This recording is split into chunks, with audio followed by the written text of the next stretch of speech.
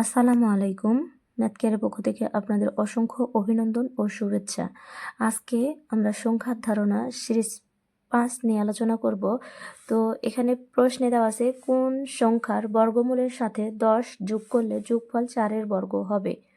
আমি আবারও বলছি, কোন সংখ্যার বর্গমূলের সাথে 10 যোগ করলে যোগফল 4 এর বর্গ হবে। আমরা জানি না যে কোন সংখ্যার সাথে 10 যোগ করলে যোগফল 4 এর বর্গ হবে। এজন্য আমরা সমাধান করার ক্ষেত্রে কি করব, যে ধরে নিব যে কোন সংখ্যা এক্স সংখ্যার সাথে বর্গমূলের সাথে 10 যোগ করব। তাহলে ধরি √x বর্গমূলের সাথে 10 যোগ করলে 4 এর বর্গ হবে, 4 এর বর্গ হবে। তাহলে কি হবে, আমাদের √x = 16 - 10 বা √x = 6। এখন যদি আমরা দুই দিকে বর্গ করি তাহলে কি হবে, √x² * 6² x এর উপর বর্গ করলে আমরা পাই x, 6 এর উপর বর্গ করার জন্য হবে 36। তাহলে 36 এর বর্গমূলের সাথে 10 যোগ করলে, অর্থাৎ 36 এর সাথে 10 যোগ করলে 4 এর বর্গ হবে। 10 যোগ করলে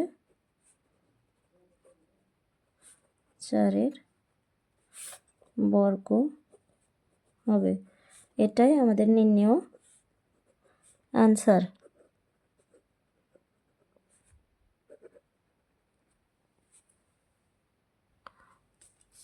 14 নম্বর প্রশ্নে আমরা দেখছি যে একটি সংখ্যা 742 থেকে যত বড় 830 থেকে তত ছোট, সংখ্যাটি কত। আমরা এরূপ অঙ্ক এর আগেও সলিউশন করেছি। তো সেক্ষেত্রে আমরা কি জানি যে দুইটি সংখ্যা যদি সংখ্যাটি বের করতে যাই তাহলে সংখ্যাটি হবে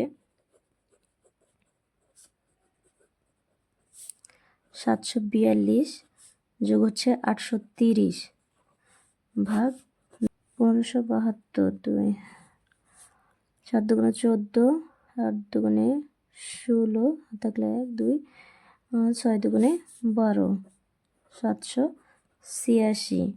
অতএব একটি সংখ্যা 742 থেকে যত বড় 830 থেকে তত ছোট হলে সংখ্যাটি হবে 786। এটাই নির্ণয় সংখ্যা।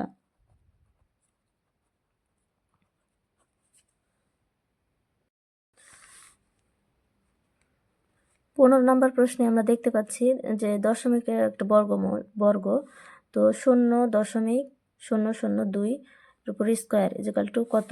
এরকম অঙ্ক যদি থাকে তাহলে সমাধান হবে এরকম: 0.0 পর দশমিকের পর যতগুলান সংখ্যা থাকবে তার উপর বর্গ করে যদি, তাহলে সেটা দ্বিগুণ সংখ্যা হয়ে যাবে দশমিকের পর। তাহলে কি উত্তর আসবে, আমরা এটার বর্গ যদি করি তাহলে হবে 0. এখানে 3 দশমিকের পর 3টা সংখ্যা আছে, তাহলে 3টা সংখ্যার দ্বিগুণ সংখ্যা হবে, অর্থাৎ 6টা সংখ্যা হবে। কিন্তু যেই সংখ্যাটা আছে তার বর্গ করতে হবে, অর্থাৎ 2 আছে, দশমিকের পর 2টা 0 এবং 2, তাহলে 2 এর বর্গ করলে হয় আমাদের 4। আর এই 3টা সংখ্যার যদি 3টা সংখ্যা আছে এখানে দশমিকের পর, তাহলে এর দ্বিগুণ সংখ্যা হয়ে যাবে, অর্থাৎ 5টা 0 আসবে। 5 2 দুগুণে 4, এরকম বর্গের উত্তর হবে এটাই।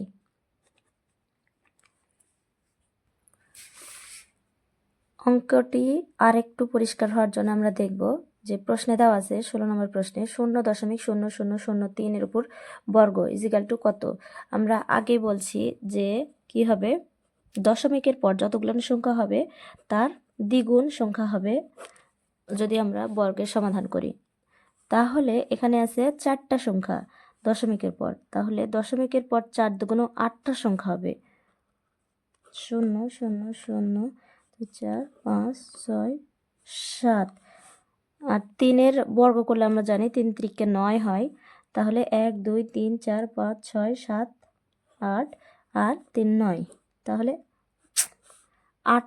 অর্থাৎ 7টা শূন্য হবে, 1 2 3 4 5 6 7 8, 8 নম্বরে 9 সংখ্যা হবে।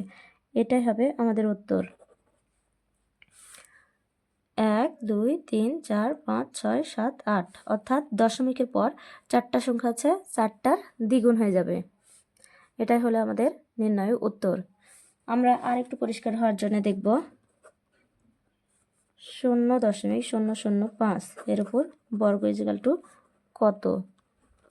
অতএব এটার সমাধান যদি আমরা করি কি হবে, দশমিকের পর 3টা সংখ্যা আছে, তাহলে দশমিকের পর 3টা সংখ্যা আছে, আমাদের উত্তরে আসবে 6টা সংখ্যা। তাহলে দশমিকের পর যদি 6টা সংখ্যা আসে তাহলে কি হবে, 3 দুগুণে 6, 5 5 25। তাহলে 6টা সংখ্যা নিয়ে আসতে গেলে 4টা শূন্য হবে আর হচ্ছে 25, তাহলে হয়ে গেল 6টা সংখ্যা। এটা আমাদের উত্তর।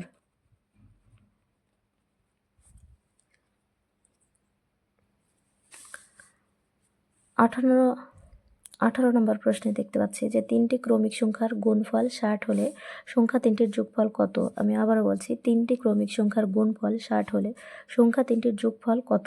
তাহলে 3টি ক্রমিক সংখ্যা আমরা ক্রমান্বয়ে ধরে নিব। 3টি ক্রমিক সংখ্যা, তাহলে 1 2 3 4 5 6, এর মধ্যে আমরা যদি গুণ করি তাহলে 60 চলে আসার কথা। তাহলে কি হবে, 3 দুগুণে 6, 4 4 24 হয় না, 3 4 12, 4 5 হয় না, 4 5 4 5 20, 3 4 12, 5 12 60, আমাদের চেয়েছে 60। 3টি ক্রমিক সংখ্যার গুণফল 60, তাহলে 3 4 এবং 5 এর গুণফল হচ্ছে 60। 3 গুণন 4 গুণন 5, 3 4 12, 5 12 60। সংখ্যা 3টির যোগফল কত, 7 5 12, 3 যোগ 4 যোগ 5 ইজিক্যাল টু 12। অতএব সংখ্যা 3টির যোগফল হবে 12। এটাই আমাদের নির্ণয়ের উত্তর।